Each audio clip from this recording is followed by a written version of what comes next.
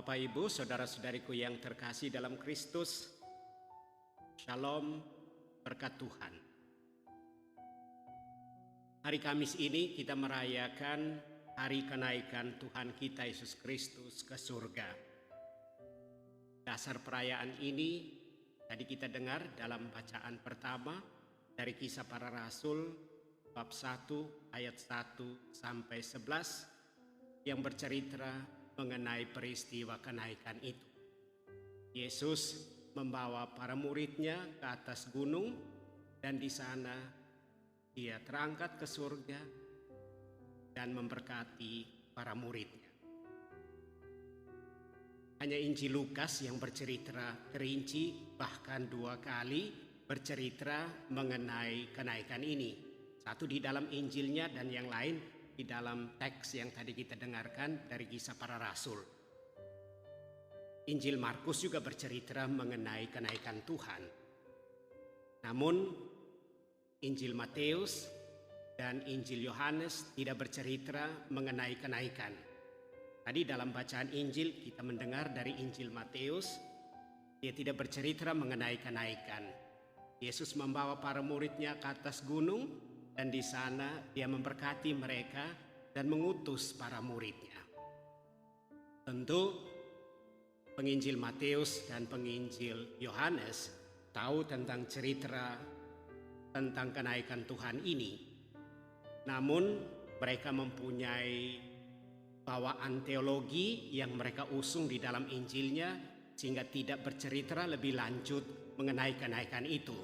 Tapi pasti mereka tahu tentang kenaikan Tuhan itu atau mengalami peristiwa itu secara langsung. Penginjil Matius dalam bacaan Injil tadi,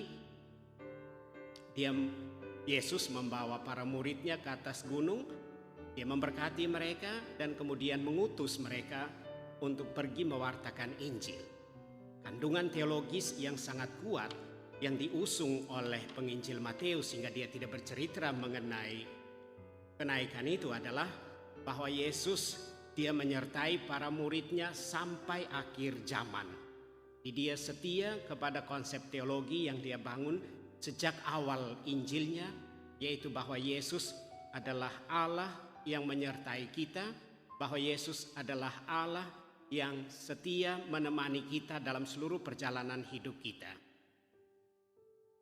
Penginjil Yohanes melihat kenaikan Tuhan itu dalam kerangka peninggian Yesus di kayu salib. Yesus disalibkan adalah peristiwa Yesus naik ke surga itu sendiri. Jadi Yesus ditinggikan pada saat yang sama Yesus sebagai pengantara antara Allah dan manusia. Penginjil Lukas, tadi saya sudah katakan dia bercerita secara lebih terinci mengenai kenaikan Tuhan itu.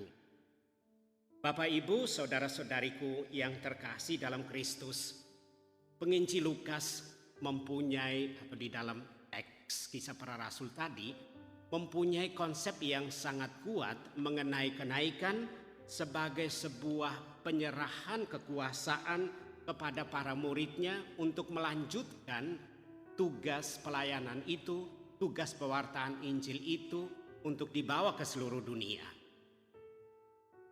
Jadi kenaikan adalah sebuah bentuk di mana Yesus sekarang dalam tanda kutip sudah tidak ada di dunia ini dan dia menyerahkan kekuasaan itu, menyerahkan pewartaan itu kepada para muridnya untuk melanjutkan tugas itu. Yesus merasa sudah cukup mendampingi para muridnya selama 40 hari dan sekarang tugas para muridlah untuk mewartakan Injil itu. Itulah mengapa Lukas secara terinci menguraikan tentang peristiwa kenaikan itu sebagai peristiwa yang sangat khas yang menjadi ciri khas dari Injil Lukas. Bapak, Ibu, saudara-saudariku yang terkasih dalam Kristus, kalau kita membaca seluruh teks kitab suci, baik Injil Markus maupun Injil Lukas dan Kisah Para Rasul, bagi saya ada dua makna terdalam yang muncul dari peristiwa itu. Yang pertama adalah bahwa kepergian Yesus itu adalah sebuah kepergian kepada Bapa. Yesus pergi kepada Bapa karena Yesus merasa bahwa para rasul sudah cukup dewasa dalam iman untuk menjadi pewarta Injil. Pewartaan itu harus dilanjutkan oleh para rasul dan tugas itu menjadi tugas yang harus terus-menerus diembannya.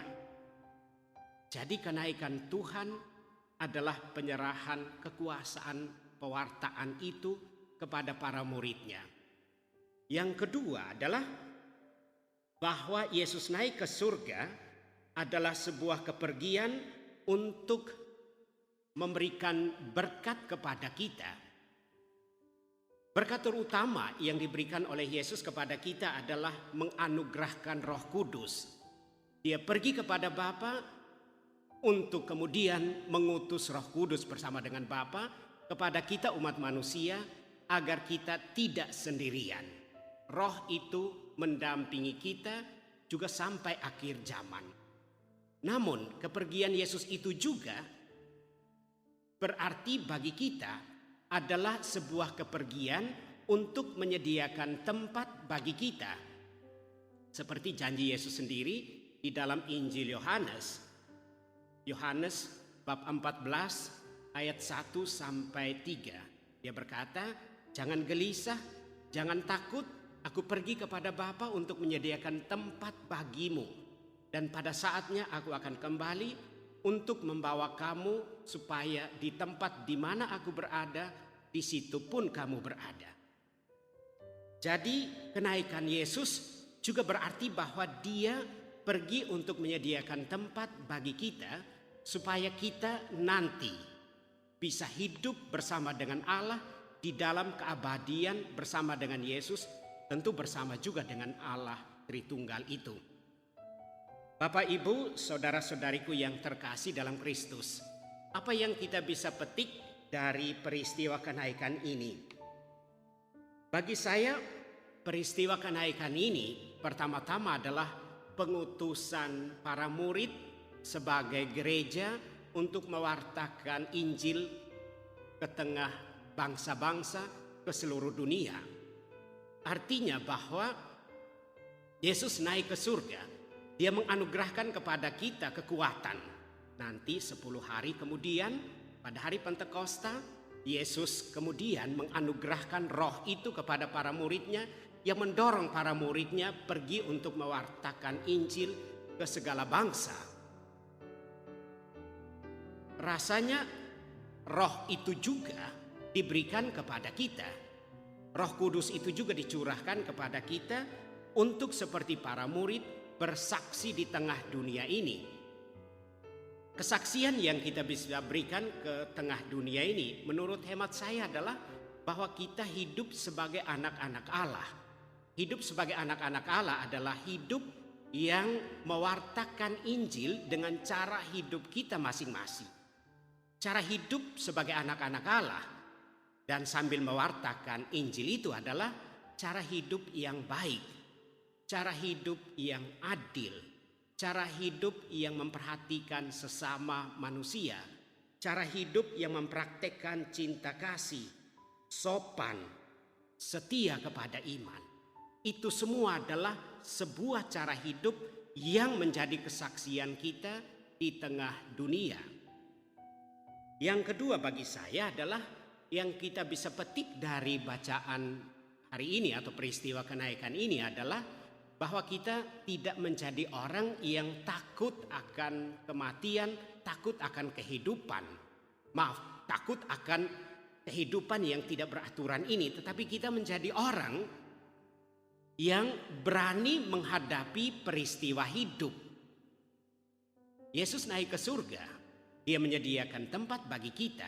Itu berarti bahwa kita hidup sebagai anak-anak Allah untuk mewartakan kebangkitan ini kepada segala bangsa supaya orang tidak hidup, tidak takut akan menghadapi kematian itu.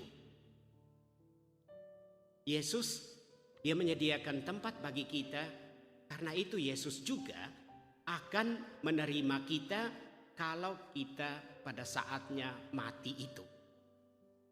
Tuhan menanti kita, Tuhan Yesus itu, dia menyediakan tempat bagi kita seperti yang dia janjikan di dalam Injil Yohanes bab 14 ayat 1 sampai 3. Bapak, Ibu, saudara-saudariku yang terkasih dalam Kristus, kiranya peristiwa kenaikan ini dapat mendorong kita untuk juga tidak takut menghadapi peristiwa hidup kita seperti yang kita hadapi sekarang ini, peristiwa corona ini, peristiwa virus corona ini.